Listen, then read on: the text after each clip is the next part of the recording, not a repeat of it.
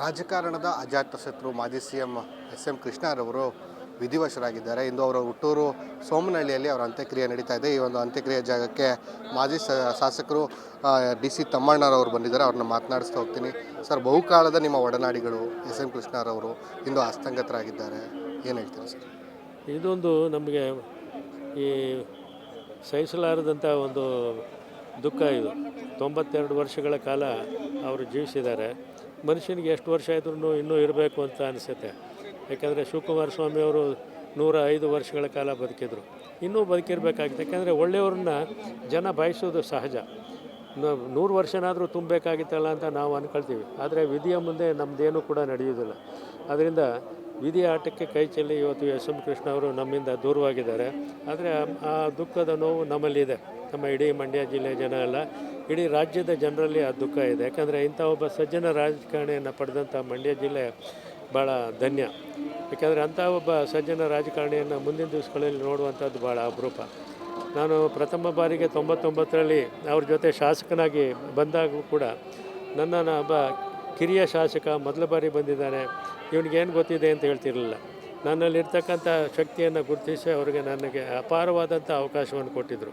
ನಾನು ಯಾವುದೇ ಯೋಜನೆಗಳ ಬಗ್ಗೆ ಅವರಲ್ಲಿ ಪ್ರಸ್ತಾಪ ಮಾಡಿದ್ರೆ ಅದನ್ನು ಕಿವಿಗೊಟ್ಟು ನಿಧಾನವಾಗಿ ಕೇಳ್ತಾಯಿದ್ರು, ತೀರ್ಮಾನ ತಗೊಂಡು ಅದನ್ನು ಅನುಮೋದನೆ ಮಾಡ್ತಾಯಿದ್ರು.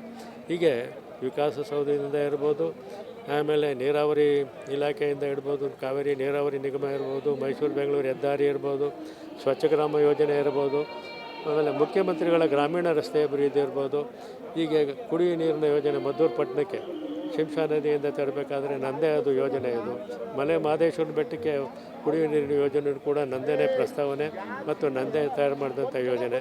ಇದೆಲ್ಲವನ್ನು ಕೂಡ ನನಗೆ ಒಂದು ದೊಡ್ಡ ಅವಕಾಶವನ್ನು ಕೊಟ್ಟಿದ್ದರು ಅವ್ರ ಕಾಲದಲ್ಲಿ. 4.5 ವರ್ಷದಲ್ಲಿ ಅವ್ರು ಕೊಟ್ಟಂಥ ಅನುಭವದ ಮೂಸೆಯಲ್ಲಿ ನಾನು ನಡೆಯೋದ್ರಿಂದ ನನ್ನ ಕ್ಷೇತ್ರವನ್ನು ಮಾದರಿ ಕ್ಷೇತ್ರವಾಗಿ ಅಭಿವೃದ್ಧಿ ಮಾಡೋದಕ್ಕೆ ಸಾಧ್ಯ ಆಯಿತು, ಮದ್ದೂರು ಕ್ಷೇತ್ರವನ್ನು. ಸರ್, ನಿಮಗೆ ಅವರ ರಾಜಕೀಯದ ಕೊನೆಯ ಕಾಲದಲ್ಲಿ ಕ್ಷೇತ್ರವನ್ನು ಕೂಡ ನಿಮಗೆ ತ್ಯಾಗ ಮಾಡಿದರು ಸರ್, ಅದ್ರ ಬಗ್ಗೆ ಏನು ಹೇಳಿದ್ರು? ಇವಾಗ ಕಾರಣಾಂತರಗಳಿಂದ ಕೆರಗಾವಲು ಕ್ಷೇತ್ರ ಬದಲಾವಣೆ ಮಾಡಬೇಕು ಅಂತ ಬಂದಾಗ ನನಗೆ ವೈಯಕ್ತಿಕವಾಗಿ ಅವರೇ ನೀನು ಮದ್ದೂರಿಗೆ ಬರಬೇಕು ಅಂತೇಳಿ 6 ತಿಂಗಳು ಮೊದಲೇ ನನ್ನನ್ನು ಕರ್ಕೊಂಡು 2 ಸಾರಿ ಪ್ರವಾಸ ಮಾಡಿದ್ರು ಮದ್ದೂರು ಕ್ಷೇತ್ರದಲ್ಲಿ. ನಾನಿಲ್ಲ, ಬೇಡ ಸರ್, ದಯಮಾಡಿ ನೀವೇ ಸ್ಪರ್ಧೆ ಮಾಡಿ ಅಂತ ಕೈ ಮುಗಿದು ಕೇಳ್ಕೊಂಡೆ. ಆಮೇಲೆ ಪ್ರೇಮಕ್ಕ ಅವರು ಕೂಡ ಇಲ್ಲ, ಸಾಹೇಬರು ಯಾವುದೋ ಬೇರೆ ಕಾರಣಗಳಿಂದ ತೀರ್ಮಾನ ತಗೊಂಡಿದ್ದಾರೆ, ನೀನು ಸ್ಪರ್ಧೆ ಮಾಡು ಅಂಥೇಳಿ ನನ್ನ ಮೇಲೂ ಕೂಡ ಮಾಡಿದಂಥ ರಿಪೋರ್ಟನ್ನು ಕೂಡ ಕೊಟ್ಟರು. ಸರ್ವೆ ಮಾಡಿಸಿದ್ರು, ರಿಪೋರ್ಟ್ ಕೊಟ್ಟರು, ನೀನು ಖಂಡಿತ ಬಹುಮತದಿಂದ ಗೆಲ್ತೀಯ, ನೀನು ನಿಂತ್ಕೊ ಅಂತೇಳಿ ಅವರು ಆಶೀರ್ವಾದ ಮಾಡಿದ್ರು. ಅವರೆಲ್ಲರ ಆಶೀರ್ವಾದದಿಂದ ನಾನು ಮದ್ದೂರು ಕ್ಷೇತ್ರಕ್ಕೆ ಬಂದೆ. ಈಗ 4 ಬಾರಿ ಶಾಸಕನಾಗಿ ಇವಾಗ ಇನ್ನು ಕಳೆದ ಚುನಾವಣೆಯಲ್ಲಿ ಸೋತಿದ್ದೀನಿ. ಆದರೂ ಕೂಡ ಜನರ ಜೊತೆಯಲ್ಲೇ ಇದ್ದೀನಿ.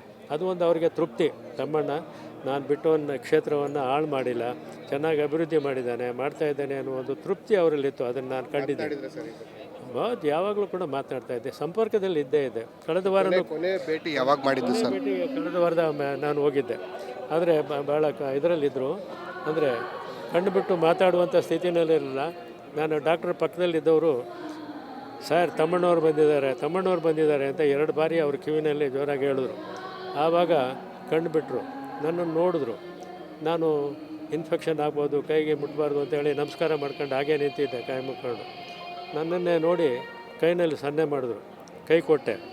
ನನ್ನ ಕೈ ಮೇಲೆ ಅವ್ರ ಕೈ ಇಟ್ಕೊಂಡು 5 ನಿಮಿಷ ಹಾಗೇ ನನ್ನನ್ನೇ ನೋಡ್ತಾಯಿದ್ರು. ನನಗೆ ಏನೋ ಒಂದು ವಿದ್ಯುತ್ ಸಂಚಾರ ಆದಂಗೆ ಆಯಿತು. ಯಾಕೆಂದರೆ ಅವರ ಪ್ರೀತಿ ವಿಶ್ವಾಸ ಇವತ್ತೂ ಕೂಡ ಹಾಗೇ ಇದೆ. ಅವ್ರು ಕೂಡಲೇ ಕಂಡುಬಿಟ್ಟು ನನ್ನನ್ನು ಕೈ ಹಿಡಿದ್ರಲ್ಲ ಅಂಥೇಳಿ ಅವ್ರು ಯಾವತ್ತೂ ಕೂಡ ಇವತ್ತು ನಮ್ಮ ಮುಂದೆ ಇಲ್ಲದೇ ಇದ್ರೂ ಕೂಡ ಅವ್ರು ಯಾವತ್ತೂ ಕೂಡ ನನ್ನ ಕೈ ಹಿಡ್ಕೊಂಡೇ ಇರ್ತಾರೆ ಅನ್ನೋ ಭಾವನೆ ನನ್ನಲ್ಲಿ ಬಂತು. ಅದು ಅಂದರೆ ನಾನು ಧನ್ಯನಾದೆ ಅಂತ ಹೇಳ್ಕೊಂಡು ಅವತ್ತು ಅಲ್ಲಿಂದ ಬಂದೆ ಮನೆಗೆ. ಕಳೆದ ವಾರ ತಾನೇ ಹೋಗಿದ್ದೆ ಮನೆಗೆ. ಆಯಿತು, ನಮಸ್ಕಾರ. ಇದಿಷ್ಟು ಮಾಜಿ ಶಾಸಕರು SM ಕೃಷ್ಣರವರ ಒಡನಾಡಿಗಳು ಆಗಿರ್ತಕ್ಕಂತಹ DC ತಮ್ಮಣ್ಣರವರ ಮಾತುಗಳು. ಕ್ಯಾಮ್ರಾ ಪರ್ಸನ್ ನಿತಿನ್ ಅರಸು ಜೊತೆ ಸಂದೀಪ್ ಕುಮಾರ್ ಅಶ್ವವೇಗ ನ್ಯೂಸ್, ಮದ್ದೂರು.